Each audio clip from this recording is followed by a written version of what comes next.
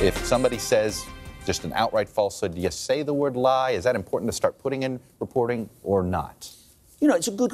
I'd be careful about using the word lie. Lie implies much more than just saying something that's false. It implies a deliberate intent to mislead. I think it's then up to the reader to make up their own mind, to say, this is what Donald Trump says, this is what a reliable, trustworthy news organization reports, and you know what? I don't think that's true.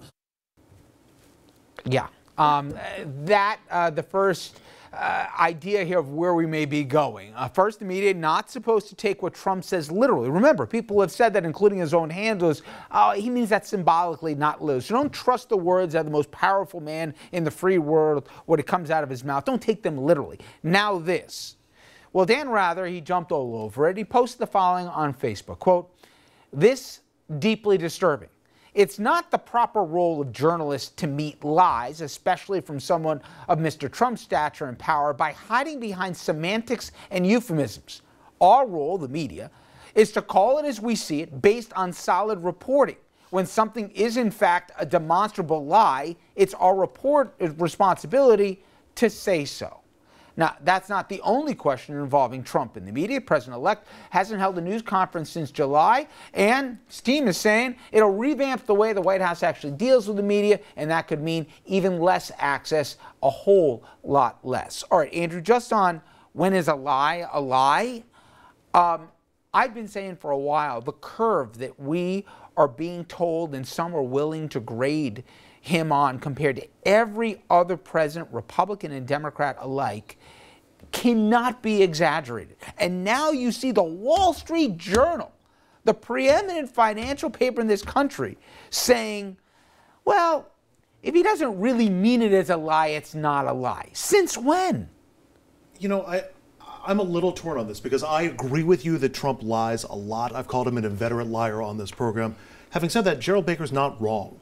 There is a difference between a lie and a misstatement, and you have to know that somebody, from the dictionary definition, you have to know that the person who's speaking knows what he's saying is wrong. Let me give you an example. When Trump, for years, including into this recent campaign, said that Obama was not an American citizen, am I supposed to divine whether or not he really means or knows that it was a lie? See, you're not the Wall Street Journal, and to be able to go through they should be at the and to be, do you know if Donald Trump knew for a fact that Obama was born in the country, or did you listen to what you're saying now? I do. But it's almost like a hate crime. You're trying to get into the head of somebody and figure out what their intent is behind something. If somebody puts a KKK on a wall, am I now required to, or a swastika, am I now required to say, were they just doing graffiti, or did they really mean anti-Semitism by it? No, I think. My God, I think there's a difference, and whether when Trump is saying something that we know that he knows is false, then it's a lie. Otherwise, it's an untruth, or he's got it wrong. So let me get this. And you leave it up to your audience to decide. When Bill Clinton was asked if he had sexual relationships with that woman, should I now have to? If he says he didn't, and he did. Did he really mean, depending on the definition of it or not? What world are we in now, Dominic? It's black and white, and I'm not talking about race. I'm saying true or false. And whether you meant it or not, a lie's a lie. We're in a world where Mr. Trump has badly beaten down the media, and effectively. And I fear that he may get away with it. Here's what's going to happen next. He's going to tee off on one of those he's already told us this.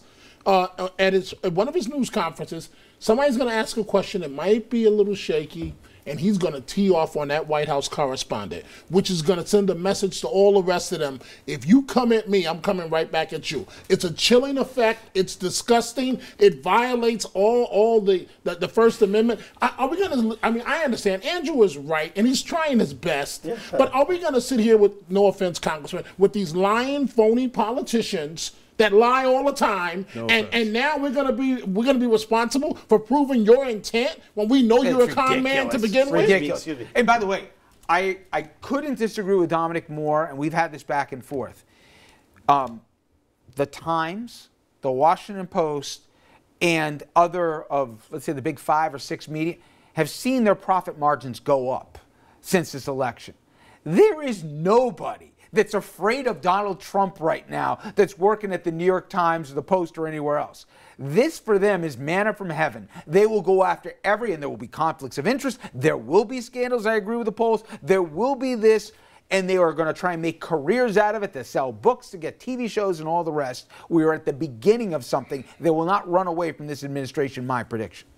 First of all, let me defend most people who hold elected office and got there by running for office, so-called politicians. I have a shortage of most time. of them are great people and not crooks.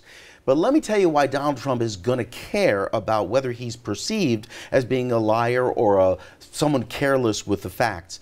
Because someday he's going to need to rally the nation behind a decision to take military action somewhere or some policy initiative of his that's controversial. But if the people continue on the trend now, again, 55% on Monday responded to a poll saying they're expecting a scandal in the Trump administration, it's only going to get worse. And my hope is that Donald Trump will realize he can't be wrong on the facts and expect to carry the support of the American people, and that, hopefully, will have him be more careful about saying things that are true. But if you call everything a lie, then how are you going to get people to react when he's caught in a bold-faced lie? No. But look, I have a simple thing, Jeannie. If a student plagiarizes and they don't cite at all sources or whatever else, if you're now told, well, you should have to try and figure out if this kid really meant to cheat or to copy somebody's paper or whatever else, that doesn't happen. Either you cheat or you don't, or either you lie or you tell the truth.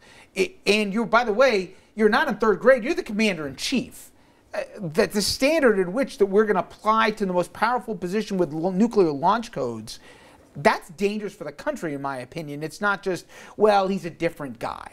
Well, yeah, and we know under the law, if the cop finds me speeding, I can't say, oh, I thought the speed limit was such and such. You know, ignorance is no excuse. So you're absolutely right. But here's what we're missing, is that the political and media world have changed. Donald Trump doesn't need the traditional media the way politicians used to. It's the same thing we're talking about with senators. Right now he can go over their head and speak to the American public directly. You know, go back to Marshall McLuhan. The medium is the message. He has a medium at his disposal. He's using it constantly. He used it to strike down these House members. You're right. And so if he is unable to get an audience for that medium, maybe he's going to have this problem. But if he continues to have an audience... We are talking about him, though, guys, he that he's got a 70-something% approval rating, okay? Which, by the way, at this same time 8 years ago, Obama did.